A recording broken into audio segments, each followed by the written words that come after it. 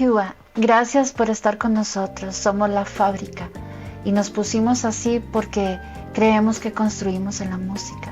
Te damos la bienvenida a este espacio que hemos creado para poder darle voz a los artistas de Costa Rica y poder acercar su historia y su legado al público, no solamente de Costa Rica, sino de todas partes. Gracias. Quienes hacemos La Fábrica estamos muy contentos de que hoy nos acompañes.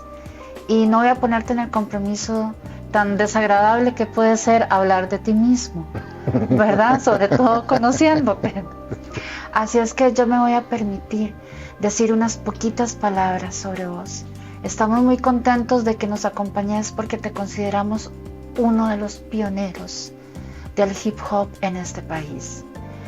Te consideramos una figura que nos ha enseñado que los géneros musicales se pueden unificar sin perder el valor el uno del otro. Te hemos visto en la escena hip hop, te hemos visto acercar el rap, te hemos visto acercar los contenidos de la música afrocaribeña también.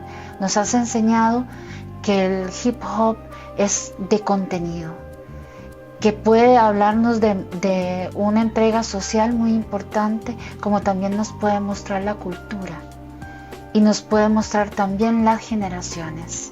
Has educado con tu música a muchas generaciones.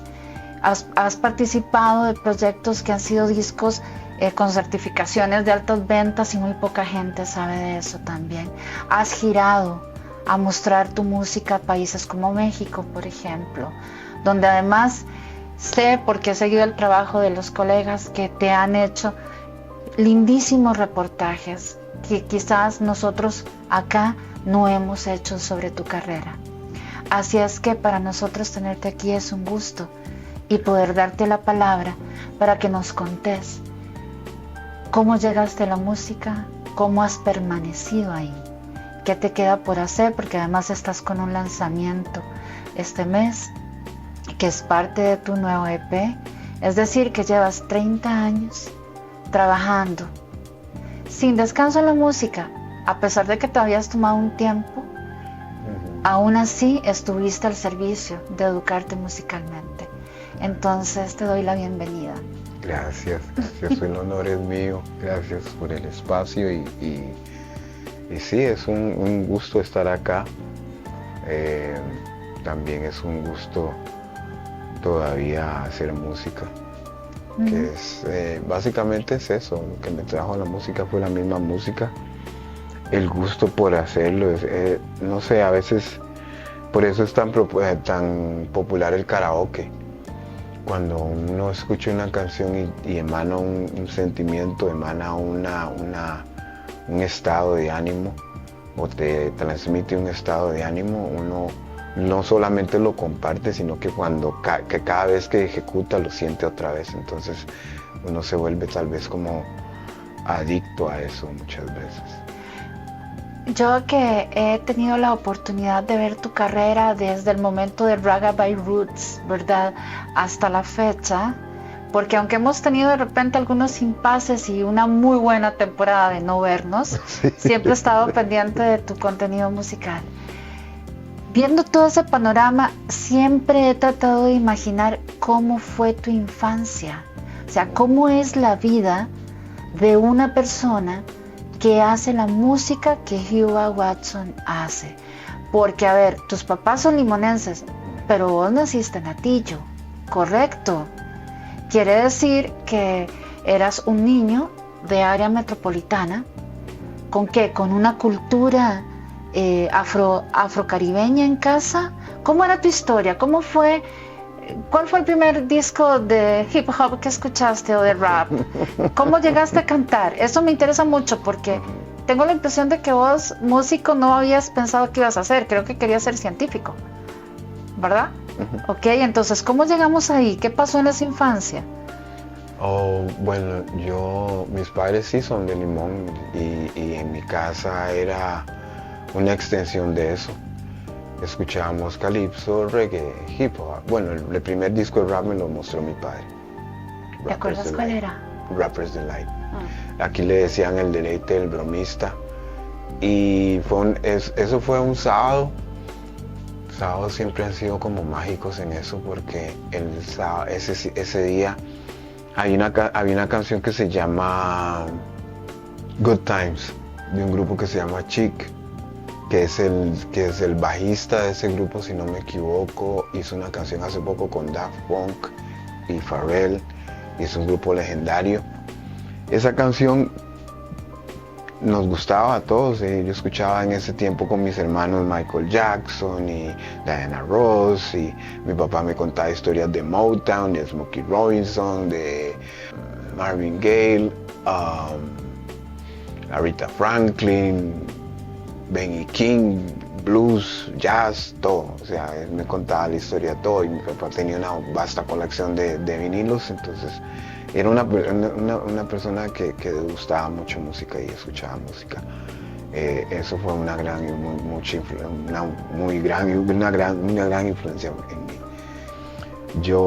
A mí me gustaba inventar cosas. De repente a veces yo soñaba, tenía sueños, no sé si son lúcidos o qué, pero yo soñaba diseños de robots, en cómo, digamos, tenía que ver el tamaño de los motores, tal vez, digamos acá, la mano. Siempre me soñaba cómo hacer un motor pequeño acá para este dedo, un motor para este dedo, un motor para este dedo, para cada uno de los dedos, unificarlos y después tener alguna forma de cómo controlarlos separadamente. Eso es lo que me pasaba pensando todo el tiempo. ¿Qué edad tenías cuando tenías esos sueños tan avanzados? Sí, era como 11, 12 años, una cosa así. Y jugaba de que ir al espacio. Y hay un pasadizo en mi casa, entonces agarraba cosas y esta era la palanca, y esta era la pantalla del monitor, y esta era la nave y las turbinas y el motor, y ponía cochinas, no sé, cosas y latas y pedazos de motores viejos y cosas que encontraba, y ese era mi playground. Pasaba en eso y viendo a otras galaxias y cosas así. La música, como señala mi hermana, me empezó a gustar cuando salió esta pieza de Rod Stewart, Do You Think I'm Sexy o algo así, que ese fue el primer disco que tuve, que me lo regaló mi tía, en paz descanse. Ella me regaló ese disco y así fue como que me empezó la pasión por el swing de la canción, los raspy de la voz del cantante, ciertas partes, la armonía y los arreglos que tenía. Eso me gustó mucho. Después de eso ya Michael Jackson, igual, de ese tipo de música, Jackson 5, Motown y todo eso, sí me agradaba. Bob Marley y el reggae, sí me agradaba, me encantaban los bassline, las líneas de bajo de Bob Marley. Y era casi que tradición de mi papá, y cuando íbamos a Limón él ponía música de Bob Marley todo el viaje, y yo música de reggae y calipso, y siempre eso. Y sí, así fue como nació. Yo me pasaba siempre en eso, inventando, jugando solo. Después empezó el fútbol y empecé a jugar fútbol solo. Practicando series y tiros y cosas así como todos los infantes, para después ir a la plaza y cosas así. ¿Cuál? Nunca pensé como que, digamos, de hecho me acuerdo una vez estaba en como el 9º año del colegio, y la profesora de música nos dio una asignación de hacer un popurrí con mis compañeros, en grupo. Yo me quedé al final de la clase para explicarle a la profesora que no lo iba a hacer. Porque a mis papás no pagan para que yo haga el ridículo en el colegio. Yo no tengo voz para cantar y yo no soy cantante y no me gusta. Igual lo tuve que hacer. Igual me escondí detrás de mis compañeras y nada más les hacía como armonía abajo, y ya, hacía bulla, y cantamos José Luis Perales y todo eso. Que además no era música necesariamente que a vos te hacía clic. José Luis Perales sí te gusta. Hay buenas letras. A mí me gustan algunas composiciones de él. Además ha sido autor para otros cantantes. Sí, es muy buen compositor. A mí me gusta la música. Digamos, un man como José José, que es un gran compositor, y hace 0, -5. Salsa. Nada. Cumbia. Salsa, Celia Cruz, cumbia, cero. Eso es cumbia. La única vez que yo pude disfrutar con la cumbia era como cuando estaba tomado y yo no tomo ya. Ah, muy bien. Eso imagínense. Y es también tal vez que la música es hecha para esas ocasiones, que puedan compartir en ese tipo de fiesta o ambiente. De hecho, el merengue, este man, ¿cómo se llama? Johnny Ventura. Ah. Me gusta Johnny Ventura. Yo creo que viéndolo en retrospectiva y haciendo una conclusión, no era que tal vez no me gustaba mucha música, que yo era muy cerrado en términos de que poco música me gustaba. Era más bien que tal vez tenía mi propio gusto y me gustaba música buena bajo mi concepto. Puede ser que sea eso. Ya después de, bueno, cuando salió el rap, me gustó todo el rap. ¿Cómo pasas entonces de ese primer acercamiento, digamos, del que es hacer esta tarea de que te asigna la profesora de música con la cual vos no vibrabas, estabas totalmente en resistencia? ¿En qué momento entonces se hace ese quiebre donde vos decís, bueno, esta es mi voz musical? Cuando descubres tu voz musical y cuando elaboras entonces tu primer ritmo, tu primer rap, por ejemplo, si venías de ese issue con la profe. Bueno, eso fue como el año siguiente. Siempre me gustaba con un par de compañeros vacilar en el bus y le cambiamos las letras a las canciones y las hacíamos sin historia nuestra, o le hacíamos canciones que nos gustaban en la radio, simplemente las cantábamos y estuvimos así, y raps y cosas así. Entonces una vez estábamos en eso mismo y había un acto cívico. Nos habíamos escapado del acto cívico y nos pescaron y nos pusieron de castigo que teníamos que hacer lo que estábamos haciendo en frente de todo el colegio. Entonces tuvimos que rapear. De ahí rapeamos y de ahí la gente se levantó y fue celebridad ese día. Yo fui así como en las películas, la botamos. Y a raíz de eso me daban permiso para ir a practicar raps. En los campamentos me pedían que hiciera un rap y cosas así.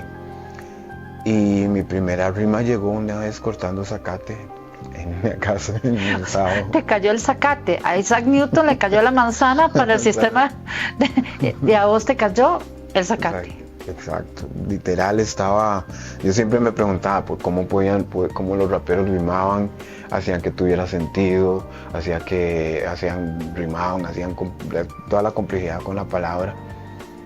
Y un momento estaba cochapeando y ¡pum! Me fui al cuarto,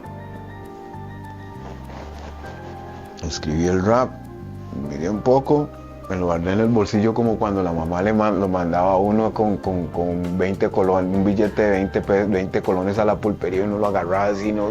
Y hasta que sudaba la mano de lo duro que agarraba uno el billete para que no se perdiera, porque era un montón de plata. Y así, ya cuando terminé de cortar zacate lo leí, no está tan mal, lo rapeé, no está tan mal, y lo tenía ahí. Hasta cuando vino CNC Music Factory y Melo Man hizo a Costa Rica a hacer un concierto en el Palacio de Deportes de Heredia, no me acuerdo qué año era.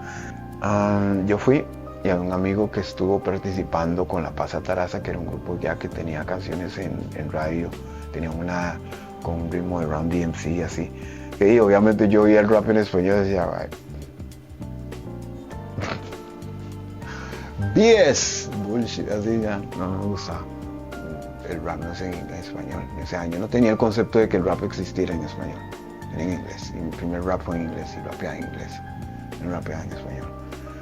Hasta que ese mismo amigo, bueno, me topo a ese amigo en el concierto, estaba bailando una coreografía y no sé qué. Y yo, ¿cómo entró el concierto? Es que ahí nos concursaron y que no sé qué, y que no sé cuánto, y al final hicieron la coreografía y que ahora van a colegios y hacen coreografías y les pagan. y que a las muchachas les gusta, las nenas, y las nenas también. Ah, claro. Eso es la motivación, digamos, si uno no va, uno básicamente hace la jubilación, no, para ver, la retribución de un artista es ir a lugares exóticos a exhibir su música enfrente de la playa y con adornos de bikinis y sazonado con cócteles de cócteles y coctelitos y postres. Básicamente es eso. Y sombrillitos de colores. Eso. Exactamente. Entonces esa es la vida. Entonces me invitó a un ensayo. Yo entonces veía, era un grupo, estaba Inox Samuel, Jeffrey Acosta, estaba... ¿quién más? Bueno, Domingo Argüello estuvo antes de que yo ingresara a ese grupo que se llamaba VCR. Entonces yo los veía y hacían coreografía y yo bailaba breakdance, pero yo ya no bailaba, yo era rapero. Entonces yo rapeé y yo decía, ok, rapean. Pero yo sabía como que mi rap estaba avanzadillo, entonces lo tiro. Y me aceptaron en el grupo, al final de cuentas terminé en el grupo escribiendo letras, entonces aquí hay una rutina, yo iba a un Atillo y yo iba a San Francisco los viernes, jueves, todas las semanas, a simple y sencillamente escribir raps con Samuel y a montarlos en cualquier instrumental que nos topáramos, o agarrábamos una pieza y agarrábamos el break y lo extendíamos y así con cassette, con una doble casetera, me ponía la instrumental de un lado o la canción de un lado, un cassette vacío, ponía una vez eso, pausaba, devolvía la parte, ponía la otra, le daba play, la grababa, pausa, devolvía y así se extendían las canciones. Mira, eso que me estás contando me lleva a lo siguiente. Estamos hablando de finales de los 80s, principios de los 90s. En esa época no era fácil conseguir un beat en Costa Rica, para nada. Tampoco las radios estaban abiertas al hip hop y al rap, porque empieza a entrar esta sonoridad cuando entra de manera, digamos, con unos tintes más comerciales, cuando empiezan a aparecer videoclips de artistas que no necesariamente estaban tan afines en el género, sino que mezclaban algunas cositas del género con el pop.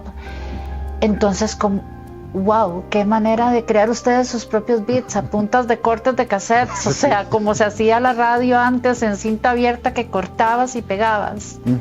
¿Cómo era entonces para ustedes en esa Costa Rica donde era difícil encontrar beats? No es como ahora que tú los bajas de internet y están en cualquier parte, o que hay productores que pueden crearlos aquí en Costa Rica, conocemos varios de ellos.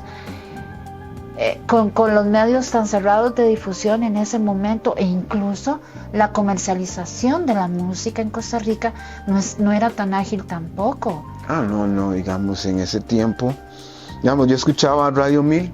Ajá. Y como la selección musical, la curaduría musical era bastante cool y me gustaba la música que daban ahí, yo podía escuchar mis canciones favoritas y esperar el break. O sea, yo escuchaba toda la canción y en el break yo estaba listo para tirar el rap y practicar mi freestyle en el break. O sea, en esa parte de la canción y esperar la próxima canción para que llegue el break y para llegar a esa parte para rapear así. ¿Y la copiabas en cassette? A veces simple y sencillamente escuchaba música y rapeaba encima de esos breaks. Otras veces sí me gustaba el break. Tenía un cassette para hacer eso, sí lo hacía. Pero había gente, por ejemplo, G-Termius, que fue otro miembro de Raga. Yo lo conocí. Antes de conocerlo, yo sabía que él tenía la pista de tal canción porque se volvió famoso porque la tocó en Desamparados y me contaron. Y me llegó de repente un mixtape que tenía y yo lo copié y hizo copies y lo hicimos. Nosotros hacíamos música viral orgánicamente con copias de cassettes. O sea, digamos, había un mixtape y nadie lo tenía, yo sacaba mi copia y ¿a usted le gusta el hip hop? ¿Le gusta el rap? Pum, tome su copia. Y la distribución era de mano en mano. Igual como se promocionaban algunos de los... Porque en la escena del rock también pasó un poco esto, mucho tiempo después, el boca en boca.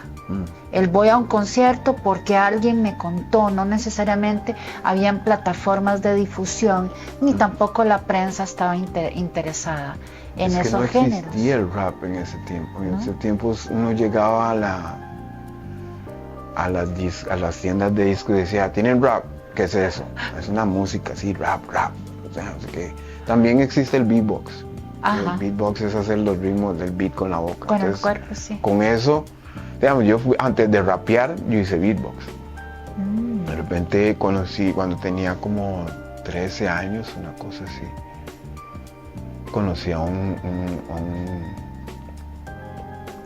es primo, pero era como, era el sobrino de mi madrina, que vino a Estados Unidos y rapeaba. Entonces me dice, rap. Yo, sí. Y empezaba a improvisar raps y yo le hacía el beatbox, o cantar canciones y yo le hacía el beatbox, de rapetalo. ¿Y cuál había sido tu referencia para el beatbox? Es decir, películas de los Fat Boys, digamos. Habían películas en las cuales, digamos, salía eso, salía el beatbox. Y también en lo que fue Vértigo, que fue Leonardo antes, y estamos hablando de discotecas que fueron muy importantes en esos años para la difusión de la música en general. Y de las modas, que hicieron un concurso de coreografías. Sí. Y yo fui con mi hermana a hacer una coreografía básicamente musical de rap, o con lo que se unía como hip hop ahora. Y conocí a otro americano, otro afroascendiente de Estados Unidos que rapeaba y hacía beatbox. Y en un festival del colegio él llegó y ya lo conocí de tú a tú y hablamos, hizo beatbox todo el rato y de ahí también aprendí un montón. Luego, de hecho, este niño que conocí que rapeaba, yo le dije, la próxima vez que usted me vea voy a tirar un rap. No lo he visto todavía, pero si me ve le tiro un rap y le reviento la cabeza. le vuelo la cabeza con un rap si lo hago. Porque quería representar, ¿verdad?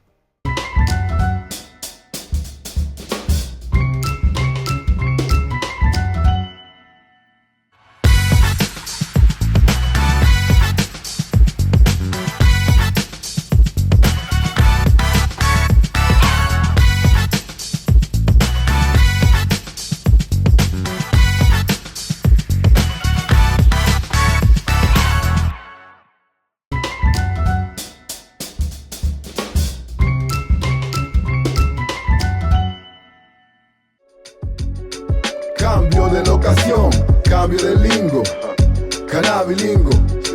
Cambio de locación, cambio de lingo, cannabilingo. Una tocó, le echó pata, se fue para Locombia, hizo un parche con golillo y se armó. Giva, ¿cuál es tu concepto del hip hop? ¿Qué es el hip hop? Ok, el hip hop, digamos, significa poder infinito lo más alto curando a nuestra gente. El hip hop reúne varios elementos que son el graffiti, que también hubieron explosiones de esa cultura acá antiquicia que se volvió de moda el breakdance, y yo fui breaker, y aquí hubieron concursos, crews de breaker, etc. El DJ es otro elemento que era el tornamesismo, el scratch, que era un sonido característico del hip hop que popularizó Herbie Hancock a través de una canción que se llama Rocky, que ganó un Grammy, etc. Eso, el conocimiento, la actitud ante la vida básicamente también, porque es una vivencia, no es como, digamos, una manera de vivir hip hop era en esos tiempos andar las Adidas sin cordones. Era un momento andar una parte recogida del pantalón en su tiempo, era andar una jersey, era andar la gorra de lado, era andar la gorra de acá, era una gorra de Malcolm X, era un medallón de África, era eso. Entonces, porque también sea la moda y es también una expresión. Es un estilo de vida. Exacto. El solo hecho de que uno se para con una grabadora de una forma es un manifiesto, es un mensaje. está diciendo algo, significa algo. Esa postura es una postura ante el sistema, ante la sociedad, ante la música misma. Entonces, en los tiempos en los que estamos viviendo, hoy, 2024, con la situación que tenemos, no solamente política y social en Costa Rica, sino en Latinoamérica y en el mundo, ¿qué tan importante es el hip hop? El hip hop es una herramienta. Es una herramienta de construcción social y construcción de creación también. Es un vehículo para la filosofía, es un vehículo para las noticias, es un vehículo para la creatividad, es un escape y es una terapia también. Todo eso unido a que la música es la riqueza de los reyes y lo que domina ahora. Kanye West se paró a la par de Donald Trump. Así de poderoso es el hip hop. Porque no es que Kanye West, ay, Donald Trump, no, es que Donald Trump se ve cool porque un rapero se paró a la par de él. Eso es como parte del hip hop. Y también la ciencia es Kingstar. Kingstar empieza a rapear. Si yo llego y digo, qué malo, y me pongo de hater, tal vez. Si es malo, es malo. Y uno le dice, hey, puede mejorar, haga esto, practique tal cosa, haga más freestyle, lo que sea. Pero si es bueno, yo digo, hey, bueno, hey, boom. Yo no le estoy dando solamente valor a él, yo me estoy dando valor a mí. Eso a la parte de un artista que es bueno. Eso me da valor a mí. Eso es una de las cosas que hizo que el hip hop, que aunque digamos fuera un par de tornamesas, y ustedes no están haciendo más que lo que se hacían con cintas abiertas. En vivo. Esa es mi banda. Ahí está mi banda, esa es mi banda, esa es mi forma en que se representa la música. De ahí sale la música que yo eso. Y eso era lo que nos distinguía como raperos, el scratch, el DJ, la mezcla. Eso nos distinguía y eso decía que la música fuera diferente. Ahora, que como no habían beats, no habían ritmos, no habían instrumentales, no había como sacar un productor que hiciera ritmos, entonces conocí a Wayne, que era un afrodescendiente. El papá trabajaba en barco y tenía discos de danzal, y en los discos de danzal de un lado venía la pista y del otro lado venía la canción o al final del disco, y escogimos el disco de Dembow de Chava Ranks, de la canción Dembow de Chava Ranks, que traía el ritmo de danzal más, bueno, como decir, el mejor de esa época, y hicimos un reggae rap. Le dije, ¿qué es un reggae rap? Sí, boom, tome, repartimos letra y lo presentamos en el Tacho en noviembre del 89 en un festival, en un show de talentos o de variedades que había, que estaba, ¿cómo se llama? Rupert Alvarado era el presentador. Famoso Rupert. Sí, nos dijo, el grupo se llamaba HWE1. Vamos a llegarle a un hispanoparlante con un nombre así de inicio. Yo decía, porque, bueno, en ese tiempo estaba en la U, entonces estaba estudiando acerca de las sociedades y anónimas y esos tipos de cosas en un curso de administración, que habla de cómo muchas veces se utiliza los nombres de los participantes de un proyecto para hacerlo como las siglas. Y eso fue lo que hicimos, H de Hubert, W de Wayne, de Esteban y el proyecto número 1. Y yo le puse el nombre y dice así. Y le digo el nombre y él, ¿cómo no pueden hacer nombres en español? ¿Cómo? Y W1 nos presentó, tocó, al final de cuentas como que quedé en shock de que me gusta, no me gusta. La gente bailó, ¿será que es bueno? ¿Será que puedo? ¿Será que no? Y decidí escribir raps. Entonces después de eso escribí un rap, me presentaba, pero no cobraba porque no era, estaba aprendiendo, ¿no? ¿Cómo voy a cobrar? ¿Entiendes? O sea, eso era de tu propio código de ética. Sí, total. No cobrar era de tu código de ética. Sí, era por un año, pero tuve que pasar 2. Pero fueron los 2 primeros porque ya después del primer año todavía no sentía que era un robo. Entonces quería llegar a decir, ok, yo voy a cobrar cuando yo diga que tengo. ¿Y cambia en algo tu posición a partir de la experiencia, por ejemplo, con Ragga by Roots, que logran un disco que fue que tuvo bastante eco. O sea, el álbum debut, si mal no recuerdo, si no me corregís, ese álbum tuvo certificación, creo que de doble platino por ventas. Correcto. Ahí entonces, ¿qué pasa en tu panorama, Yuba? Bueno, con Raga allá podías cobrar. No, con Raga se cobró. Se cobró, pero con Raga fue interesante el proceso porque nunca había firmado con una disquera. No sabemos ni siquiera qué estábamos haciendo en realidad, pero sí teníamos la noción de que sí teníamos la visión de que teníamos que grabar un disco. No nos estaban queriendo firmar todas las disqueras del mundo, y más bien cuando firmamos nos sentamos a calcular que si no vendíamos 1000 copias íbamos a deber como 100,000 colones cada uno. Sí. Entonces era como que, ¿cómo vamos a hacer 100,000 colones por grabar un disco? Porque también nos vamos a quedar. Mi novia me decía, ¿usted piensa que va a pegar haciendo rap en Costa Rica? Yo lo único que quiero es un disco. Yo le decía, yo nunca quiero un disco en físico para decir que yo rapeaba y así, y esto fue lo que hice algo. Entonces de ahí, con esa mentalidad empezamos y vendimos doble platino. Empezamos a trabajar como profesionales, digamos, alquilar oficina, tener equipo de trabajo. Tenían equipo de trabajo. Sí, que de ahí. Empezaron a aparecer en la prensa. Empezamos a hacer, que digamos, yo siempre he sido peor. Yo soy el peor de entrevistas. Yo no soy interview friendly. Me decía, bueno, entrevista, y yo llegaba dormido, por noctámbulo, siempre eran en las mañanas. Entonces la promotora decía, aquí, que vamos a sacar una canción, gira de entrevistas. Y me decía, ¿a qué horas? A las 8. Yo, madre. Vos sos como eterno rebelde, ¿verdad? Sí, sin pausa y por una causa. Ok. Soy rebelde sin pausa, con causa. Total. Me interesa mucho tu propia mirada sobre tu carrera, ¿verdad? Porque estamos viendo aquí con todo lo que nos contás cómo se la juega un pionero en un país donde además ustedes iban en avanzada. El mercado aquí no estaba preparado todavía, ni siquiera se asomaba la posibilidad de que existiera ni rap, ni hip hop, ni reggae rap, ¿verdad?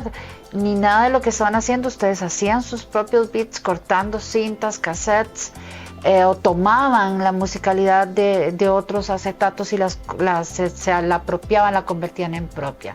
Pero entonces llega este pico que salen de aquí, cortando con un machete, abriendo camino, brecha para todo el mundo, para ustedes en primer lugar. Luego llegas a Raga by Roots, luego sales de Raga by Roots, haces una buena carrera como solista y con un montón de proyectos. Es que tu nombre está en una serie de proyectos, features con Moonlight, hiciste Huey Silica, Do Not, has apadrinado un montón de trabajos de otros raperos y hip hoperos de las nuevas generaciones.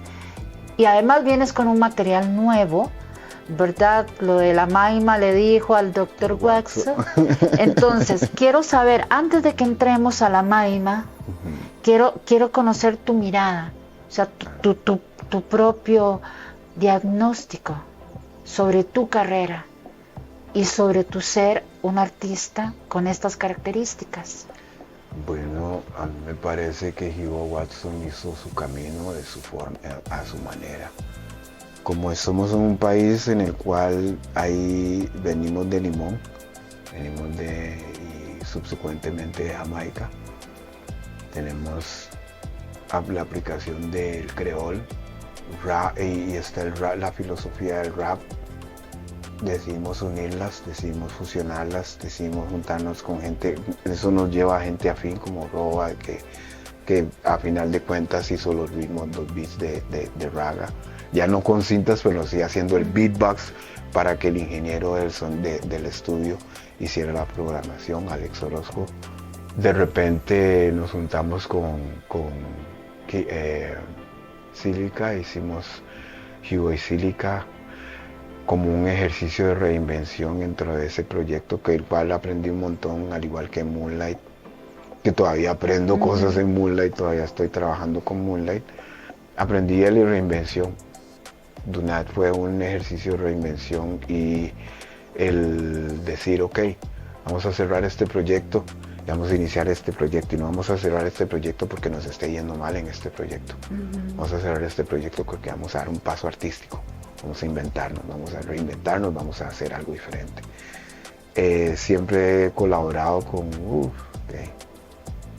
puede ser que si tal vez al final dando vueltas pueda tener algún recorcillo de colaboraciones, que es en parte de y un ejercicio de versatilidad, de adaptarme a diferentes ambientes de trabajo, de ritmos, de cosas así, que también es parte del ejercicio de crear, de ser artista, ¿verdad? De poder adaptarme.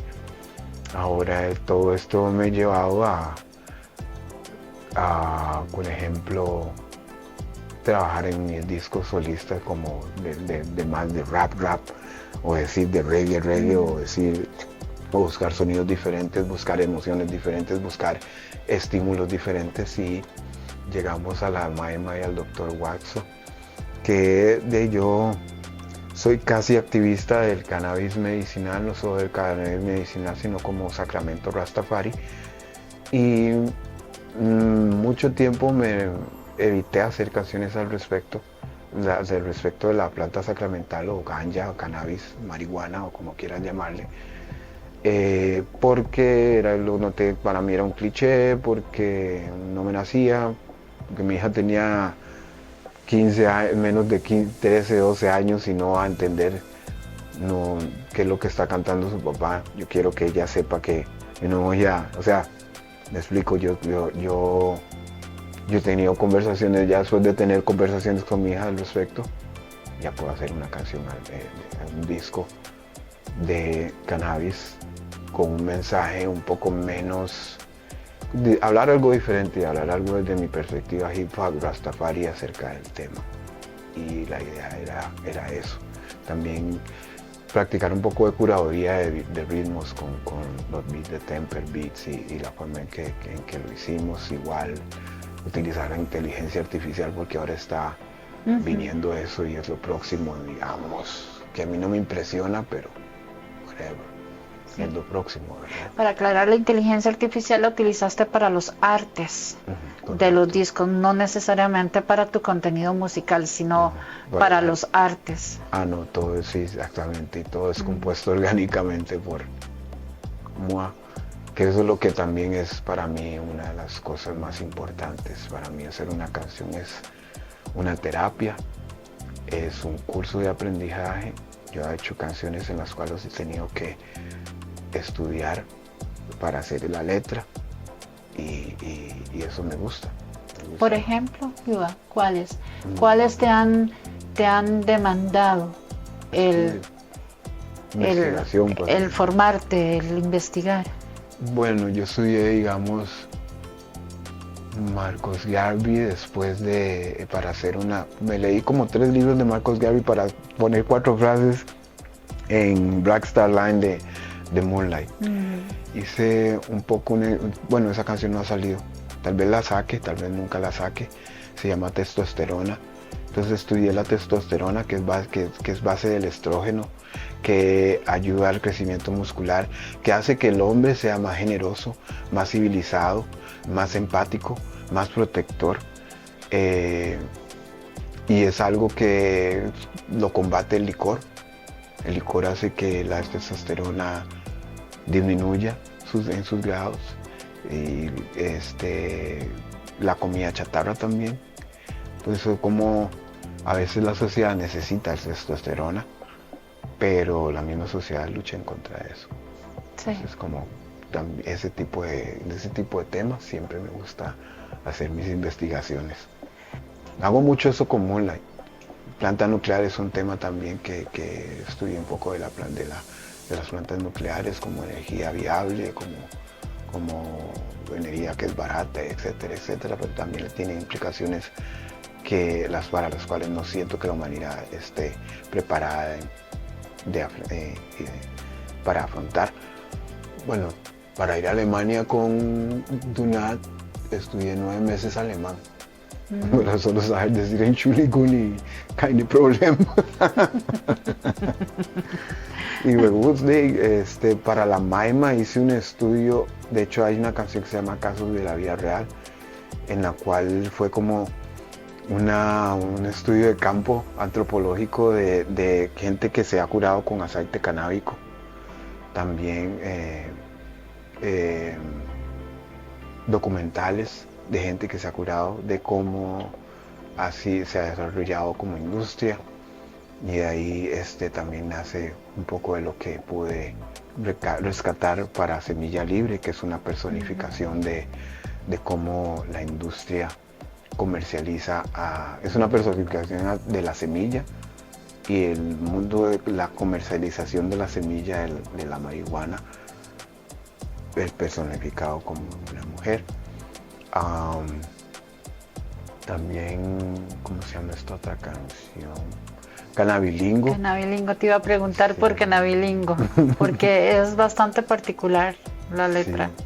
Cannabilingo es una historia que de ellas aprendí en la universidad muy temprano de acerca de las diferencias del lenguaje, el habla y el idioma, y de la dinámica, y de cómo eso puede llevar, y de cómo a través de una cultura como la canábica, o como una práctica como el consumo del cannabis, hay jergas, y cómo las jergas identifican una comunidad, de cómo identifican momentos, de cómo es en sí. Todo es un fenómeno lingüístico, uno puede verse como eso. Yo tengo canciones que observan a la música a partir de ese fenómeno lingüístico, como Cannabilingo, y por ejemplo esta Back de otro disco.